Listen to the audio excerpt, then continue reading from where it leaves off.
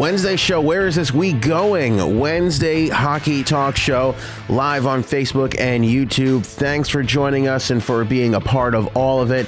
We have a ton of awesome hockey to talk about tonight. There is so much going on in the league right now. It is truly, truly unbelievable.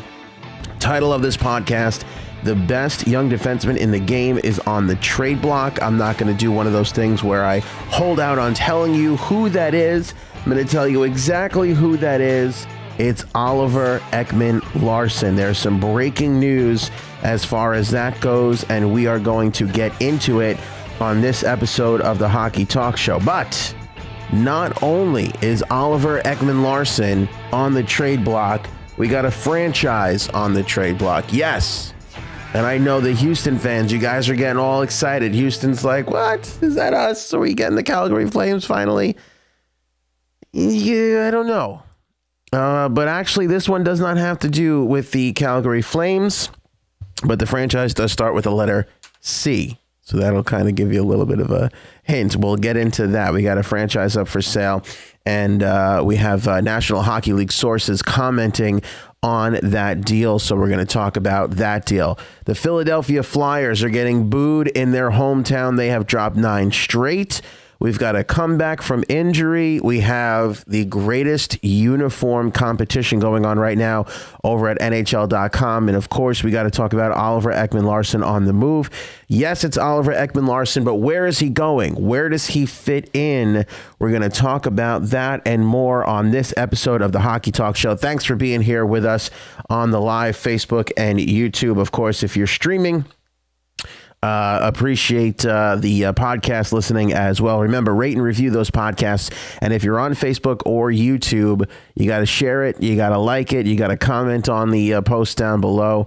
All that stuff just means wonders for us as we continue to grow the Hockey Talk Show for you here. We're just a little under 2 months into this little project, and the numbers are just astounding and very overwhelming and very kind. So thank you guys for continuing to patronize the Hockey Talk Show, for sending in awesome questions, and for just being part of the process. It really is truly unbelievable what we've been able to accomplish together so far. So I really do thank you guys for that. As far as where we're going, let's talk about the slumping Philadelphia Flyers a bit here. Let's get into the Philadelphia Flyers. They were booed pretty horrifically during their last game. It was not a pretty one. 3-1 losers to the San Jose Sharks. They did not look good in the game. It was not a very pleasant game at all. And those over there, what's Philly called? Is it the Wachovia Center still? Or am I stuck in 1995? I'm not entirely sure.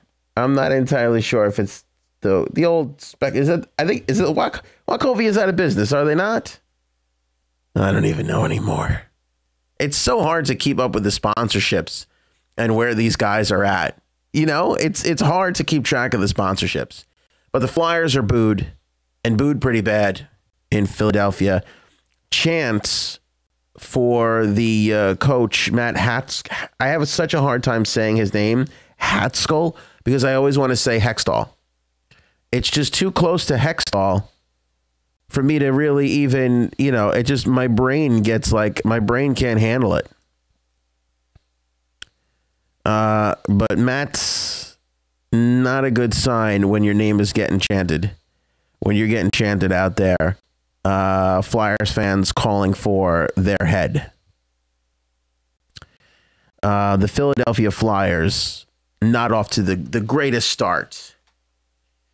In their franchise, it's not a great year. We discussed them in the last show pretty prominently, but take a listen here to what the Philadelphia Flyer fans were doing last night during the 3-1 loss to the San Jose Sharks in Philly. And he'll make its way out to the neutral zone. Just 28 seconds remain now. And time running out on the Flyers. Still the empty net. Drew with the puck. Drew will move it off the stick of Voracek. You could hear the smattering of the boos. Dylan is past. It's the Wells Fargo Center, by the way, not Wachovia. Wachovia went out of business a long time ago. Voracek in front looking for Simmons. Way to be relevant, Ant. In the air, And the Sharks batted out to center ice. That was it with a high stick, but the Flyers play the puck, and the game comes to an end. The winless streak reaches 9 for the Flyers. 0-4-5 in their last 9 contests. They get the first goal, but the Sharks score the final 3. So they scored first, and the Sharks scored the final 3. And the Flyers go on to lose their 9th. What's interesting, though, especially with the NHL this year and how they maintain the standings, it's an 0-4-5 stretch for the Philadelphia Flyers. You know, so it's not like they are legit 0-9, even though they have not won a game in 9 games. But you know, they've been losing a lot of games in overtime, so they're still getting a point for that, which is a pretty significant thing to mention. But again, no franchise, no fans are going to be happy with 0-4-5. So the Boo Birds out in Philadelphia. A story that I was willing to ignore until we got to this comment today, a nice article from Mike Johnston over at sportsnet.ca, where he writes that the players, and this is a significant move in a franchise. Whenever this happens to a team, it's pretty newsworthy. Players only meeting. When you see players only meeting, you know there's some stuff up on the fan up there.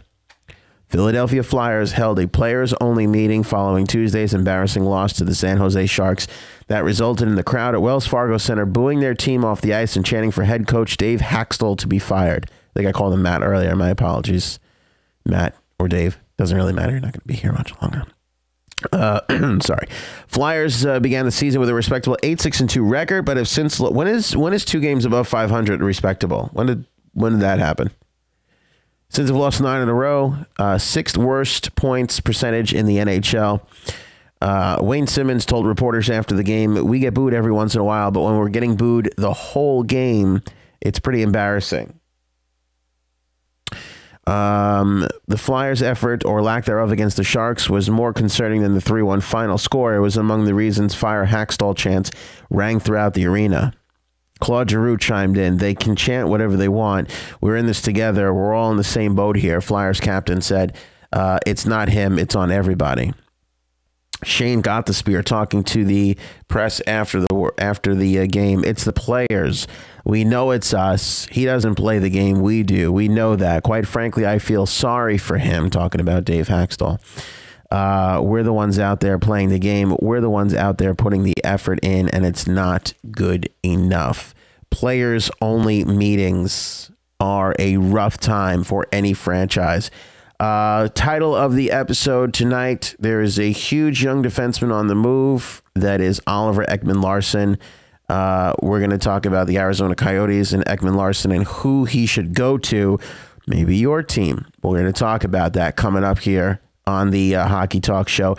Let your thoughts be known in the comments section below. We're looking at both of them here in the Facebook and YouTube channels. Or you could, of course, use the good old phone number at 631-438-1768. 631-438-1768. Can you make a case why the Arizona Coyotes should trade Oliver Ekman-Larsson to your favorite team?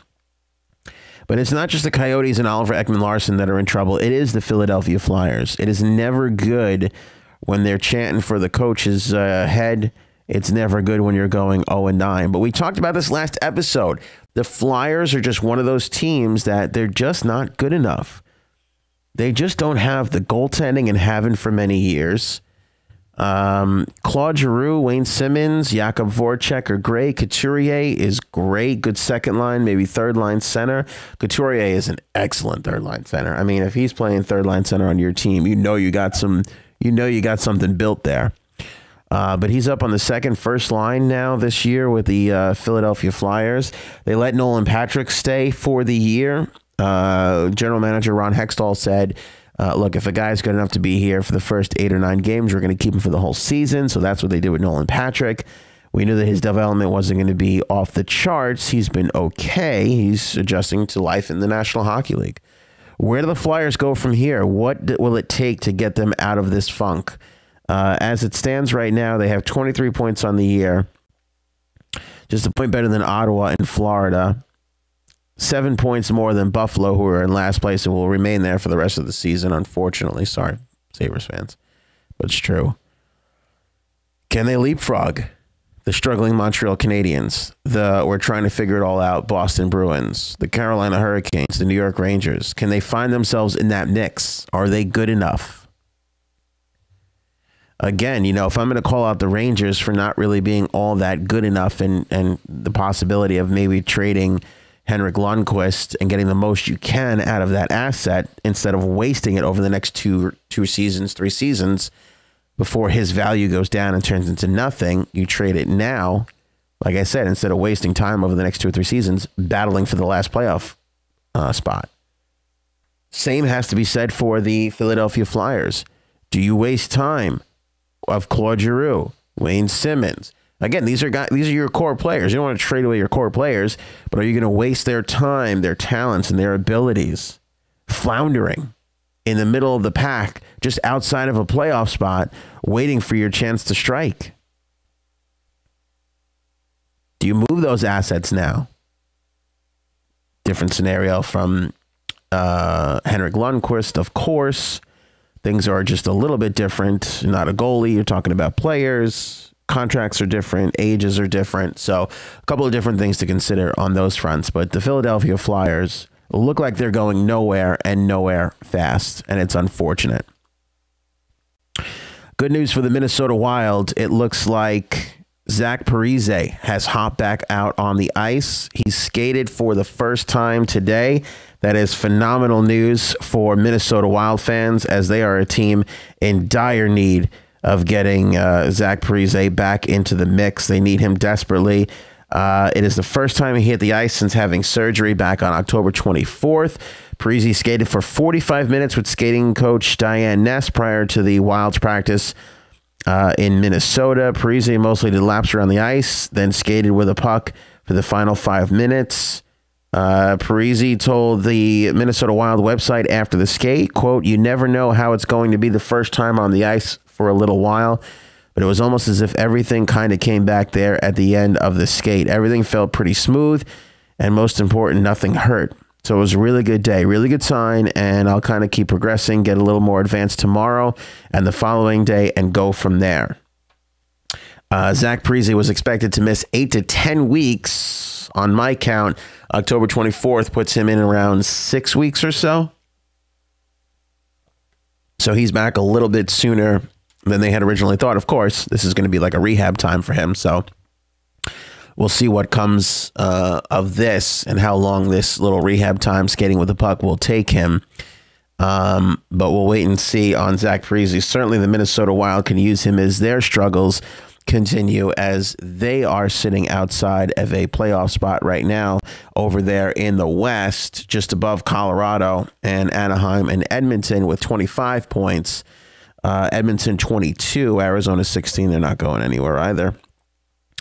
So we'll see what happens with the Minnesota Wild and Zach Parise, but they are a team that a lot of people picked to be in a Stanley Cup final, and the fact that they haven't been able to muster it up and put it together and get there is significant. But they've been going, at it basically without Zach Parise their whole entire way, their offensive leader. So when Zach gets back into the mix, it'll be interesting to see if Minnesota can start pushing their way back up the lineup. I certainly think they're a better built team than Vancouver. I think they're not as good as Calgary, but maybe as good as Calgary. 6-3-1 in their last 10, so not all that bad for the Minnesota Wild, but they got a lot of great teams ahead of them in a playoff spot right now, starting at the bottom, going up with Chicago and Dallas in the wild card spots. San Jose, LA, Vegas, Nashville, Winnipeg, and St. Louis. It's going to be hard to crack those playoff spots for the Minnesota Wild, but certainly having Zach Parise will not hurt. There is a greatest uniform competition going on right now on NHL.com, where they have a leaderboard showing you who is in the top spot right now, which I think is just brilliant.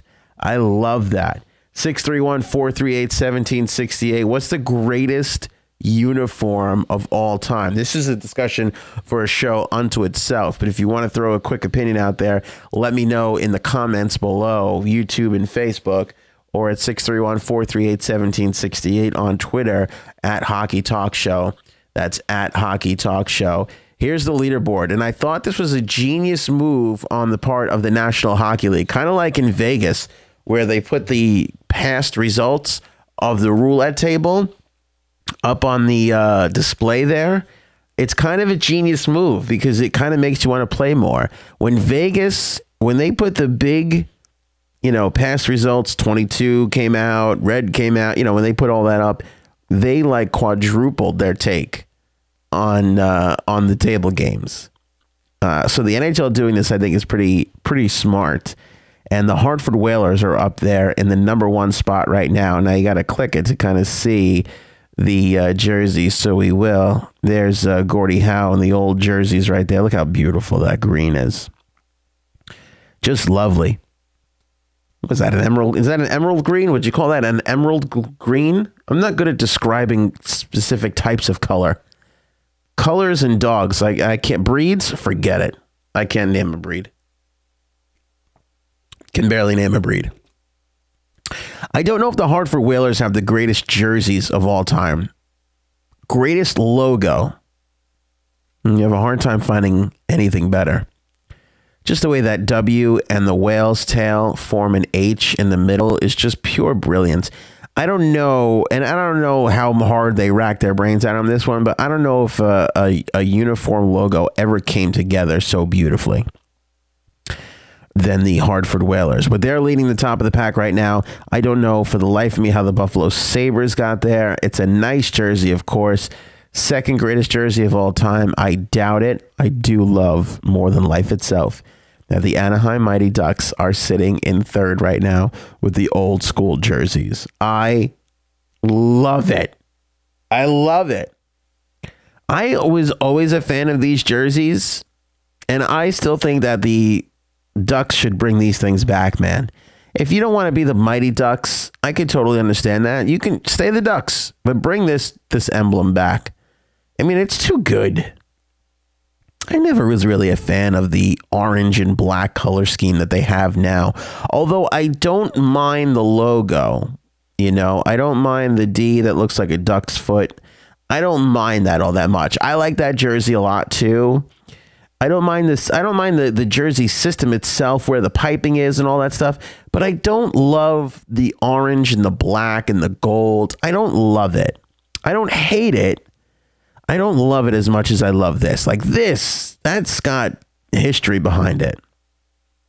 You have to remember something else too. You have to remember the second or third or fourth, whatever great renaissance the National Hockey League felt was during the 90s when they expanded, the league expanded, the Mighty Ducks movie came about, franchises were being purchased like crazy. Like the mid 90s were a phenomenal time for the National Hockey League. They saw a lot of growth during that time. Now they continue to grow now, but as far as an influx of fans go, like the 90s were huge. By the way, the Rangers won the cup in 94. Let's not act like that's not an important thing. That is a huge deal.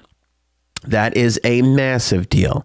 The Rangers winning the cup combined with the Mighty Ducks having a movie made, the Florida Panthers joining the league, and that being a big deal. Wayne Heinziger and the Blockbuster guys down in Florida. That was a big time. Growing up in that time, and even in New York here, like there were a lot of people talking about hockey that were never talking about hockey. It was a phenomenal time. I even remember the roller hockey league. Remember the RHI, the Roller Hockey International. One day we're going to do a show on this. We're going to dedicate a show to the RHI, the Roller Hockey International League. Rollerblades. We're seeing a huge boost. All right. All this stuff sort of was cultivating and getting them hockey fans. So I think the nostalgia for the 90s uniform is massive right now. Most of the kids during that time are in their 30s, 20s, 40s. Now's the time to really capitalize and bring some of those jerseys back. And I think that you cannot do any better than the Anaheim Ducks and the old school crisscross hockey sticks behind the angry duck mask. And by the way, again, and I said this, I love what they have now, but they have a duck foot now. All right. It's a duck foot. Okay. Is that supposed to be more imposing than an angry duck mask? The mask is so much better than the duck foot. I don't know what the name of this mascot is. Do they still have him? Or did they switch? Look at the old eggplant purple. Oh, bringing me back, damn it. J.S. Jaguar. That's what I'm talking about. Their whites were so good. Just that teal color. Aesthetics.com or .co or whatever it is. I like to pump those guys because they do a phenomenal job tracking uniforms. But they did this whole 4-part series about uniforms in the 90s. And a lot of it was talking about the printing procedures for the equipment companies. You know, printing had changed. They were able to do a lot more. And the fact that this was honestly the first time that they were able to create teal in a jersey. I don't know what it is about teal, but up until that point, they really haven't been able to do it. In fact, we never really saw teal so much until the San Jose Sharks came into the mix. I mean, the Golden Seals were kind of close, but that wasn't technically a teal color. But the teal and eggplant together of the Anaheim Mighty Ducks, just phenomenal. Phenomenal. If you're listening on podcast, my apologies. We'll throw a link in the description of the Facebook and YouTube shows here. So you guys can take a look at the greatest uniforms, or you can just click on NHL.com. They're pumping it pretty hard. They want people to participate. But they just look good. I just think you got to bring this color scheme back. I mean, I don't know a player that would be embarrassed to wear those. I know Anaheim brought them back in some capacity, but it was just like a specialty sort of thing. Nostalgia and the folks over in Quebec obviously rooting for the Nordiques. I honestly never really loved these uniforms. I never really saw a big appeal in the Quebec Nordiques uniform. I certainly respect Quebec and their whole deal, but I never really, I don't know, not really a lot of, as far as a jersey goes, it's honestly nothing all that thrilling for me. The Blackhawks are just a standard. They're sitting in 5th place right now. Minnesota North Stars. So you can see that with the North Stars, the old Ducks uniform, the old Sabres uniform. There's a lot of nostalgia running this voting right now. Red Wings, Oilers, Jets, and Canadiens all round out the top 10, the leaderboard. So you can have your vote right there at NHL.com. Get them votes in. Pump up them votes a little bit for the folks over the NHL. They're trying hard to keep people interested in the 100-year anniversary, and I think they're doing a pretty good job with it. So Oliver Ekman-Larsson is available. Nick Kypreos said today, and we're going to talk about the franchise that's being sold right now, but Nick Kypreos came out and said today that he is hearing more and more that Oliver Ekman-Larsson will be traded and will be traded this season. Now, Oliver Ekman-Larsson has 1 year left on his $5.5 million contract. So he's making $5.5 million this year. He'll make $5.5 million next year. So that makes him a really, really valuable asset, and I think a really, really hard asset to move. As far as teams go that could use Oliver Ekman-Larsson, let me go over my list here and see. 30 teams can use Oliver Ekman-Larsson. Everybody can use Oliver Ekman-Larsson. He's Oliver Ekman-Larsson. He's 26. He makes a cap-friendly $5.5 million for another season, so he fits into a lot of caps right there.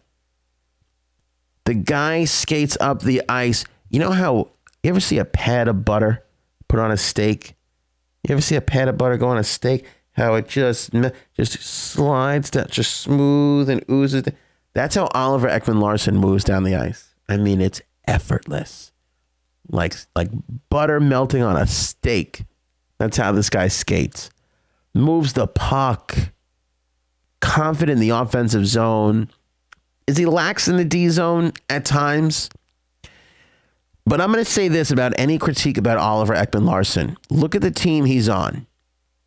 Is he not skating back hard enough? Is he a little lax in the defensive zone?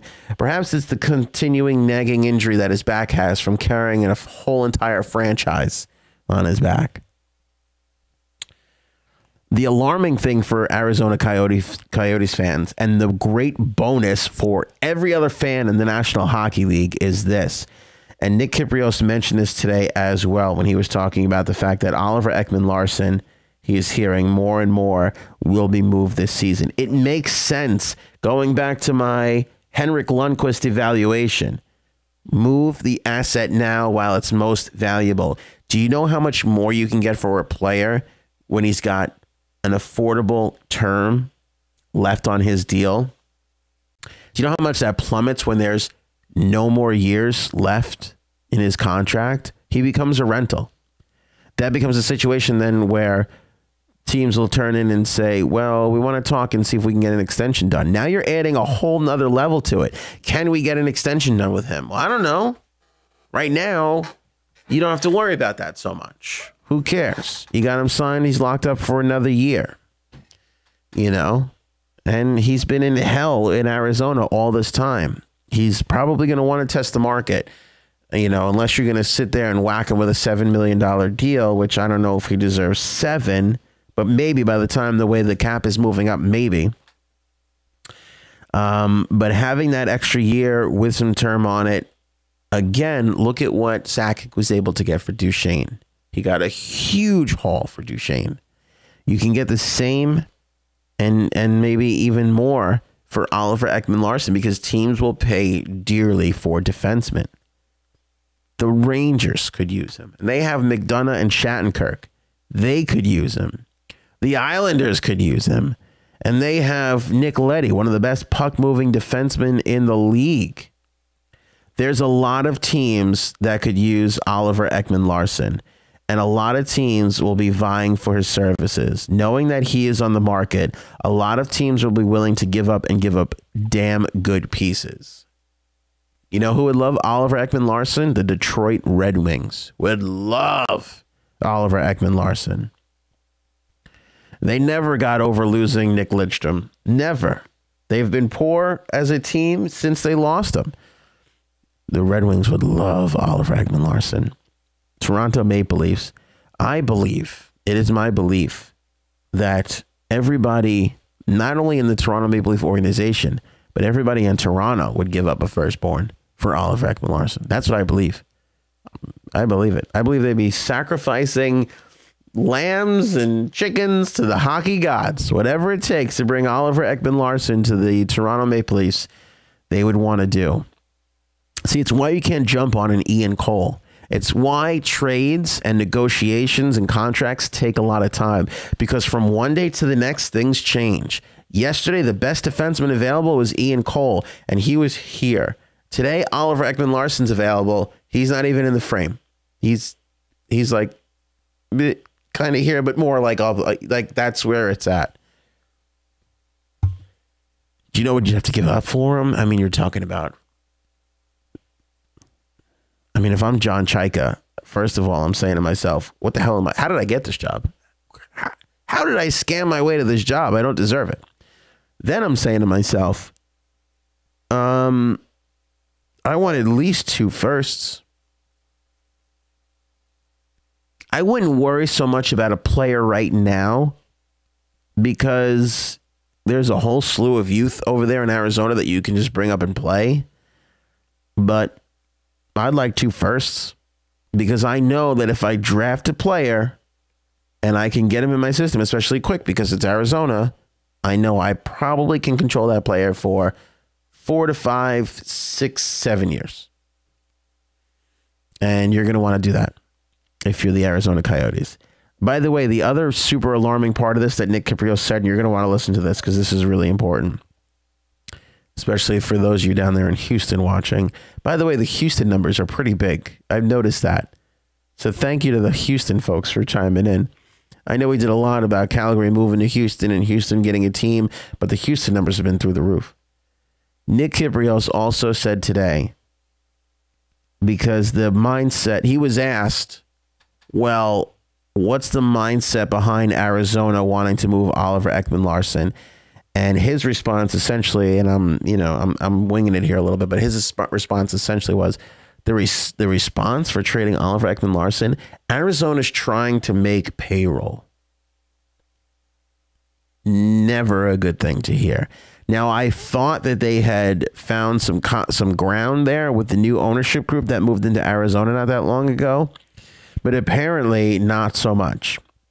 From what he is hearing, he said, and I'm quoting this part of it, Arizona is having trouble even making payroll. Like, you want to know what their concern is? Their concern is not what they can do to get a return on Oliver Ekman-Larsson. Their concern is, can we pay Oliver Ekman-Larsson? So if you're Arizona and you're that strapped for cash, moving $5.5 million off your books will certainly help you out. That's a huge chunk of change that any team would love to get off their books right away if they're in financial strains. Any business, not just the National Hockey League, but any business is in financial strains, cut your costs right away and try and bear through it. And what's your biggest cost if you're a National Hockey League team? Your players, and your best players who are making the most amount of money. Now, the interesting thing about this is the Arizona Coyotes payroll right now is at $59 million. The payroll floor is 55.4. So $5.5 million coming off of this is exactly where the Arizona Coyotes need to be. Now, that'll put them under, but if they can pull back a player with $1 million, then they'll pull even with the floor and they'll be just fine. And then they won't put anybody else on injured reserve, because then your money comes off the cap and they can't have that. These are two devastating prophecies for Arizona Coyotes fans and super interesting ones for fans of any other team in the league. Again, run down the team. It doesn't matter. Every team can use Oliver Ekman-Larsson. Every single one of them. Now, just by going off of cap space available net, forget that. Let's go with projected cap space. Means you got to have $5.5 million. Literally everybody from the Sabres. These are the teams who don't have $5.5 million. The Sabres, the Sharks, the Kings, the Flyers, Lightning, Rangers, Predators, Flames, Islanders, Senators, Canucks, Penguins, Stars, Ducks, Bruins, Wild, Blues, Caps, Leafs, Blackhawks, Red Wings. Do not have that space as of right now. Can they make some moves to get that space? You better damn well know that they're all trying to figure that out right now, because there is definitely other teams that are willing to take on space, most notably the Carolina Hurricanes, who we're going to talk a lot about in a little bit. Also, the Colorado Avalanche will be willing to take on some space, I'm sure. And the Vegas Golden Knights still have around $7 to $11 million, depending on their injuries, on where they are with cap space right now. And let's not forget, they got a couple of guys that they acquired, Grabowski and Clarkson, I think, who are just eating up cap space for them, who they could always figure out what to do with. So there are a ton of teams, but the teams that it would be easier for, the Canadians have almost $6 million in space, and the Canadians are desperate for a puck-moving defenseman. Do you know the parades that will happen in the streets of Montreal if they acquired Oliver Ekman-Larsson? Parades for days, baby. Parades for days. The Blue Jackets have the space for him. They could use him. Winnipeg could use him. The Panthers could. I don't know if he would go to another non-traditional market. I don't know if he would really have much of a say. He does not have a no movement clause, so they can send him wherever the hell they want. If you're just joining us, thanks for being here. We're talking about Oliver Ekman-Larsson is available and how every team in the National Hockey League should want a defenseman like this. The Golden Knights are jam-packed on D-men, but not impossible. The Devils have cap space, and he would look damn good in a Devils uniform. He would look damn good in a Devils uniform. He would work with them too, because you got Andy Green over there, who's just as stay-at-home and sturdy as possible. Severson is just nasty and just big, and, you know, They got Ben Lovejoy, John Moore, Dalton Prout, Will Butcher, Steven Santini, and Mirko Mueller, who's obviously not going to get moved. He's affordable. He's there. He is injured right now, though. But, Ben Lovejoy, John Moore, Dalton, you can move on from any one of those guys. Any one of those guys, you would proudly sacrifice their roster spot for Oliver Ekman-Larsson. So he would be a great fit for the New Jersey Devils. And the Devils have, some people to move.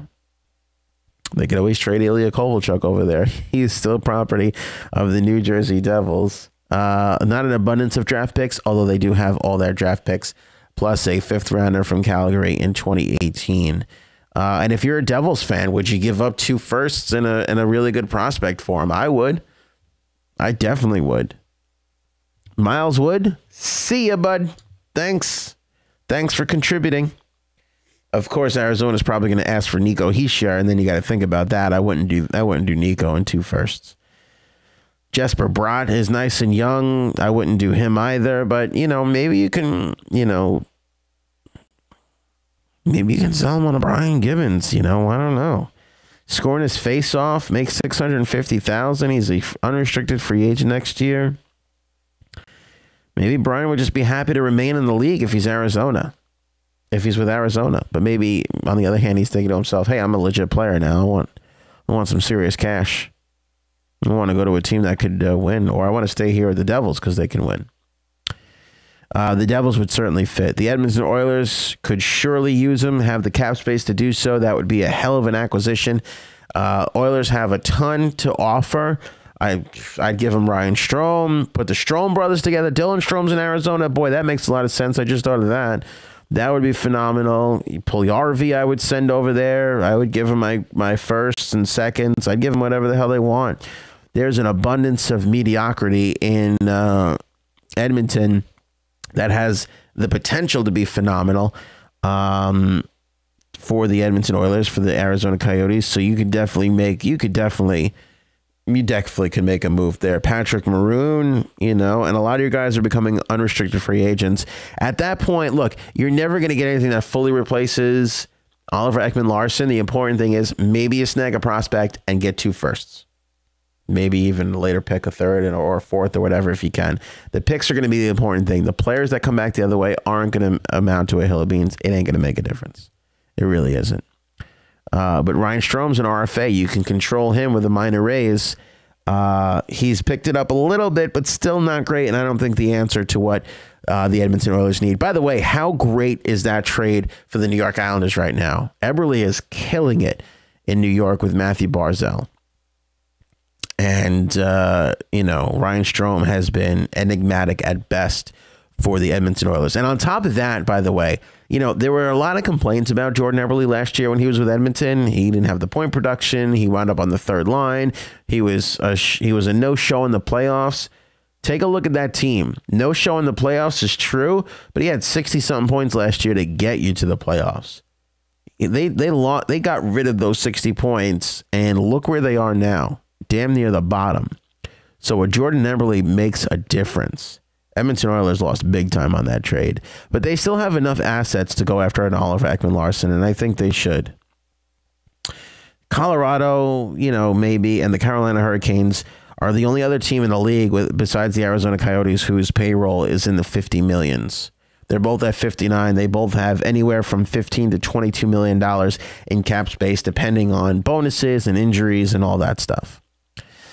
So the Carolina Hurricanes could certainly take him. They can certainly use him, but the Carolina Hurricanes are for sale, which leads us to our final story of the night. John Shannon over at Sportsnet confirms with Hurricanes president Don Waddell that discussions with Dallas billionaire Thomas Dundon are ongoing to purchase the Carolina Hurricanes. Still unsure what stake Karmanos would retain. Peter Karmanos has owned the Carolina Hurricanes since they were the Hartford Whalers. So he's been there for quite a while. I know a couple of years ago there was some scare there with ownership. What was going to be the status of the team?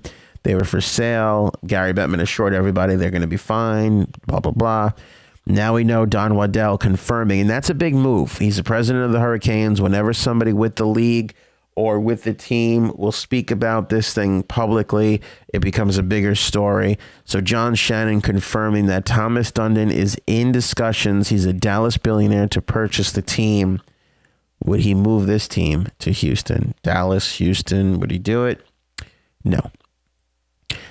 John Shannon confirms that if Dundon would purchase the team, it would be for a controlling interest in the Hurricanes, which means that Karmanos would still maintain some sort of a stake in there. Also interesting to note, Shannon notes, while Dundon's name has surfaced today, there still appears to be additional discussions with other groups on the Hurricanes. League source notes it's premature to suggest the deal is close to being finalized. For all those asking, the Hurricanes are committed to rally. Relocation is not an option. Sorry, Houston. Sorry, Seattle. Sorry, Quebec City.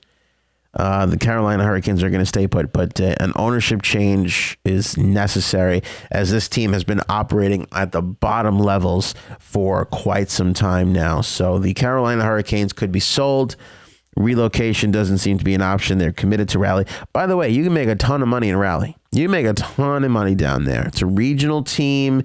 It's a college basketball town for sure, but it's a regional team. They sort of own that whole area, both the Carolinas, northern Florida, even Virginia almost a little bit there. They sort of brush up where the Caps sort of end as a regional team. The Carolina Hurricanes kind of come in. Plenty of people travel throughout to go see them. Problem is they're not doing it now because the team stinks. And when the team is good, they'll be good.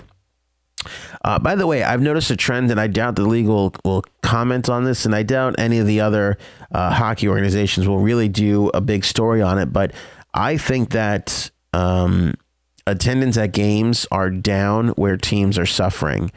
And you may think, well, of course, they're not going to go if the team's losing. In years past, I think fans went to games more than they're going to now. In years past, when a team was bad, I think, fans still showed up.